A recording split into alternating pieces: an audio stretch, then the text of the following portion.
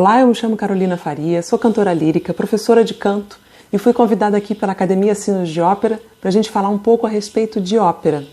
Ópera no âmbito social, para que serve a ópera no século XXI? Ainda precisamos de ópera? Será que ainda vamos precisar de ópera daqui para frente? E também falar um pouco da necessidade da ópera na formação do artista. Quer dizer, quando você está aprendendo violino, oboé ou cantar, será que faz mesmo diferença fazer parte de uma produção de ópera? Bom, está perguntando a pessoa errada, porque eu vim aqui para defender a ópera. Antes da gente falar em ópera, eu acho que a gente tem que conversar um pouco sobre a necessidade da beleza que nos conecta com a natureza, que nos conecta conosco mesmos.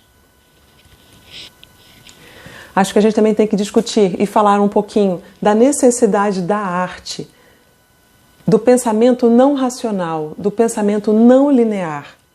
Olha, há momentos na sua vida em que não há palavras para explicar aquilo que você sente ou aquilo que você vive. E às vezes, dirigindo seu carro, ouvindo uma música no rádio, aquela música explica a sua vida e traz alento para o seu coração. Quer dizer, você dirigindo seu carro ou então no ônibus, ouvindo no seu fone de ouvido aquela música, e aquela música, aquela poesia, aquela fala daquele orador te toca e te explica o que você está vivendo. Essa é a função da obra de arte, da literatura, no teatro, na dança, na escultura. Quantas vezes você, eu não sei, eu adoro entrar numa catedral, entrar numa igreja, em um templo, seja de que religião for, e poder apreciar os esforços unidos em prol de um objeto, de oferta. Isso é lindo, isso é comovente. E isso nos permite realizar o que os gregos chamavam de catarse, através dessa experiência de trauma, mas é um trauma bom, fazermos saltos de consciência e podermos amadurecer. Essa catarse e essa depuração, essa ampliação da consciência, os gregos já estavam de olho nisso, já sacavam isso. Então, eles faziam disso política de Estado. Quer dizer, entendendo que um povo mais maduro, mais pleno em suas faculdades, vive melhor, evidentemente que, não sei se eles tinham um jornal, mas hoje a gente sabe o custo que é não investir em arte. Nas páginas policiais e nos consultórios psiquiátricos a gente vê os resultados. Quer dizer, as pessoas, seja nível individual, seja coletivo, perdem o seu enraizamento e começam a fenecer. Falta nutrição para a alma. Então, a contação de histórias é muito ancestral. Antes de receber o nome de teatro, antes de receber o nome de literatura, poesia, isso tudo são nomes que vieram muito depois, mas é milenar, acompanha o ser humano. Ao fim do dia, em torno das suas fogueiras, dos seus alpendres, ou, enfim, das suas cabanas, as pessoas se reuniam. E as histórias, elas são como se fosse uma caixinha de medicina, né? Uma caixinha de primeiros socorros.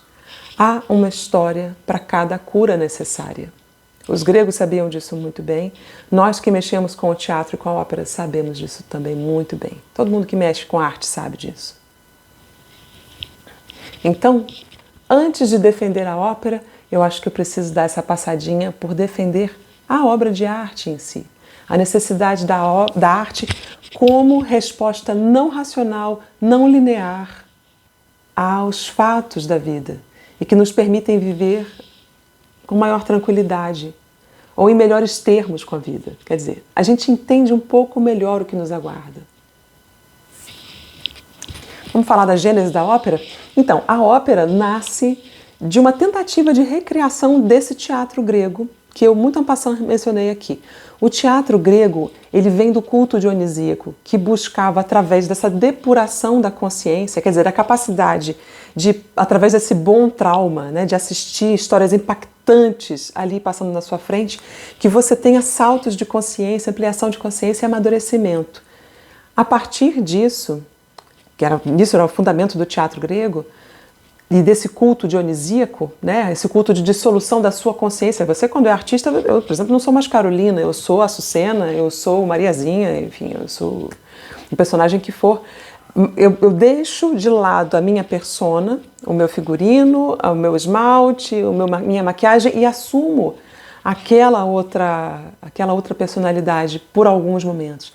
E quando eu retorno à minha própria personalidade, à minha própria vida recorrente, eu já sou outra. Não apenas eu, mas você que me assiste também. Isso é um fenômeno interessantíssimo de cura e de coesão da comunidade. Então, o teatro grego tenta ali ser recriado no finalzinho da Renascença, já batendo na porta da Contra-Reforma que vai ocasionar o Barroco. Então a ópera ela cresce mesmo, ela bomba mesmo no Barroco, tá? Mas ela tem o seu início na Renascença porque ela é um resultado da Renascença, dessa tentativa de explicação do mundo, na verdade, não é explicação do mundo, mas de uma retomada desse mundo greco-romano que a gente chama de clássico. Por isso as artes clássicas são chamadas de clássicas. Por isso a música clássica é chamada de clássica, porque ela tem a sua gênese de uma tentativa de recriação desse mundo greco-romano e sua visão mais racional e menos filtrada pelo mito religioso. Isso é uma coisa muito interessante. Né? É claro que não é uma coisa que vai acontecer de uma hora para outra, de um momento para o outro, mas a partir da Renascença uma tentativa de equiparar as coisas, né? Racionalidade e fé estão tentando ali se entender.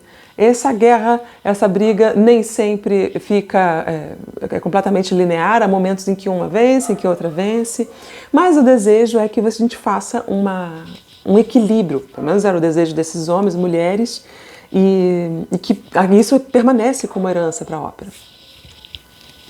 Então você está entendendo que essa matriz greco-romana é o que vem a descambar naquilo que a gente chama de artes clássicas da Europa. Europa, a cultura europeia, é um dos braços, dos troncos, né, matriciais da nossa Constituição. A gente tem aqui no Brasil, na América Latina, a gente tem essa tripla Constituição. A matriz originária, indígena, a matriz europeia, invasora e a matriz africana que veio trazida para trabalhar à força. Então a gente tem uma quantidade muito grande de gente que se misturou e que produziu, evidentemente, ao longo dos séculos, uma cultura muito própria. Então, quando um artista brasileiro, seja de que vertente for, visita, conhece essa nossa ancestralidade cultural, ele se torna mais rico. Seja ele um artista da ópera, seja um artista da música clássica, ou seja um artista do axé e do samba, ele vai se beneficiar. Porque, olha, eu vou falar para você um negócio, eu sou professora de canto, eu dou aula para rapper, para o funk, para cantores de ópera de alto rendimento que estão entrando em cena, eu dou a jornalista, gente de todo tipo de gente que você pode imaginar que usa a voz como profissão. Eu não conheço ninguém que não deseje fazer um bom trabalho, pelo menos os que chegam até mim. Todo mundo quer fazer um bom trabalho. Eu tenho certeza de que você também, que me acompanha e que me ouve aqui nesse momento, também quer fazer um bom trabalho da sua arte, da sua trajetória. Então, olha, tira um tempo para conhecer um pouco mais essa nossa matriz cultural, uma das nossas matrizes culturais. E se você for artista clássico e tiver a fim de mergulhar, recomendo.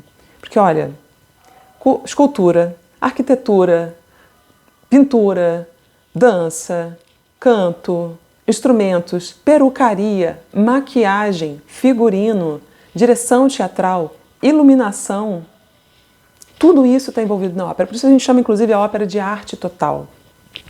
É como se fosse, em torno dessa contação de histórias, você juntar as melhores mentes para produzirem um resultado. Não tem como não ser altamente enriquecedor. No processo de formação do artista, eu acho que é bem interessante que a gente passe por esse caminho. A ópera, ela te exige, em nível técnico, acho que é das artes clássicas de uma forma geral, né? Mas como cantora de ópera eu te digo bem de cadeira isso. Ela te exige muito tecnicamente e te exige muito do ponto de vista da criatividade. Então, quando a gente fala no sistema de orquestras sociais e querendo ampliar as orquestras sociais, acredito eu, minha opinião pessoal, de que a criatividade salva cura, nos resgata, não salva, mas ela resgata. Então, esse resgate produzido pela promoção da criatividade, a ópera ela pode ser porque há o convívio, porque há um respirar juntos, um fazer juntos de algo, que é inclusive algo que estamos perdendo, né, como comunidade mundial, em função do telefone celular, das tecnologias, a gente está muito, cada um em si mesmado, cada um na sua, olhando o seu celular. E quando a gente coloca uma comunidade em torno de uma obra de arte, a gente está reunindo as pessoas em torno de um gol que vai enriquecer a todos.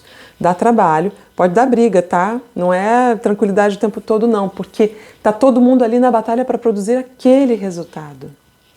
Mas eu recomendo, viu? Eu recomendo porque eu acho que quando a gente fortalece os laços de convívio e une a comunidade em torno de projetos criativos e histórias significativas, os resultados podem ser vistos. É como eu digo, quando a gente não investe em criatividade, em arte, em convívio, a gente vai ver os resultados disso nos consultórios psiquiátricos e nas páginas policiais. Não é isso que a gente quer. Gente foi feita para brilhar, não foi feita para morrer de fome. Nem de fome da alma, nem de fome do corpo. Nenhuma fome. Bom, acho que é isso. Um beijo enorme para você. Eu me chamo Carolina Faria. Se ficou dúvida, se ficou assunto que eu não abordei, pode colocar aqui nos comentários, eu vou responder com muito prazer. A gente tem aí mais vídeos vindo, é gente muito boa, viu? Aqui na Sinos, pessoal muito bom. Acho que você vai ter uma bela jornada de aprendizado, viu? Um beijo enorme, tudo de bom para você.